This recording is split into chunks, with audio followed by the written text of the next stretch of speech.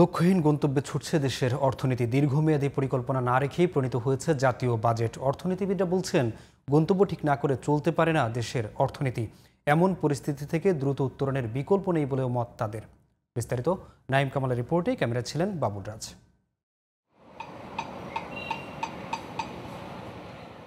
নির্দিষ্ট সময়ের জন্য দেশের আর্থসামাজিক উন্নয়নের পাশাপাশি ভবিষ্যতে অর্থনৈতিক ও সামাজিক কর্মকাণ্ডের সেতুবন্ধন হিসেবে কাজ করে পঞ্চবার্ষিকী পরিকল্পনা। ১৯৭৩ সালে বাংলাদেশ পরিকল্পনা কমিশন প্রথম পঞ্চবার্ষিকী পরিকল্পনা প্রণয়ন করে।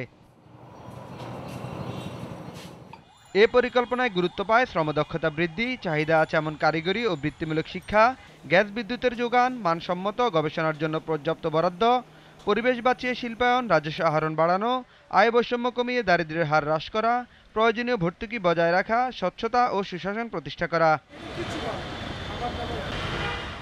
এর ধারাবাহিকতায় বাংলাদেশে এ পর্যন্ত ৮টি পঞ্চবার্ষিকীয় পরিকল্পনা প্রণীত হয়েছে, যাকে ভিত্তি ধরেই প্রতিবছর প্রণয়ন করা হয় বাজেট। তবে অন্তর্বর্তী সরকারের প্রথম একনেক সভায় এই পরিকল্পনা স্থগিত করায় এবারে বাজেটে তেমনটি করা হয়নি। পঞ্চবার্ষিকী পরিকল্পনা একটা রাজনৈতিক দলিল এবং সেই রাজনৈতিক দলিলে রাজনৈতিক দিগদর্শন থাকে, সেজন্যই আমাদের পক্ষে এটা করা ঠিক না। ফলে দীর্ঘমেয়াদী লক্ষ্য ছাড়াই চলছে দেশের অর্থনীতি। ঢাকা বিশ্ববিদ্যালয়ের অর্থনীতি বিভাগের এই অধ্যাপকের মতে, একটি দেশের অর্থনীতি লক্ষ্যহীনভাবে এগোতে পারে না। অন্তর্বর্তী সরকার হয়তো পূর্ববর্তী পরিকল্পনাগুলোর উপর ভিত্তি করে কোন জায়গাটায় প্রায়োরিটি দেওয়া তারা হয়তো নির্ধারণ করে বাজেটটা প্রণয়ন করেছে, কিন্তু এটা কিছুটা একটা ব্যাঘাত ঘটে রাষ্ট্রের চলার ক্ষেত্রে।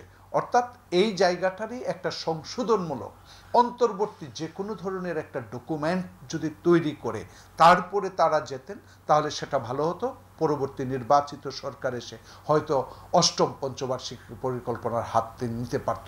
তবে অর্থনীতিবিদ ডক্টর গোলাম মোয়াজ্জেম বলছেন, দীর্ঘমেয়াদী পরিকল্পনার জন্য দরকার রাজনৈতিক সরকার।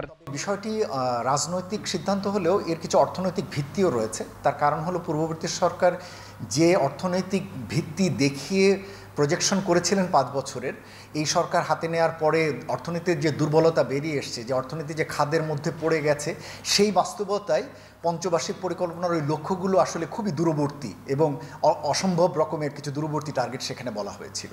দেশের অর্থনীতি কতটা শক্তিশালী হবে তার ধারণা পাওয়া যায় পঞ্চবার্ষিকী পরিকল্পনার মাধ্যমে। এজন্য পরিকল্পনাকে গুরুত্বের সাথে দেখার পরামর্শ অর্থনীতিবিদদের। বিশেষ প্রেক্ষিতে অন্তর্বর্তী সরকারের budget. Naim Kamal, GTV news, Dhaka.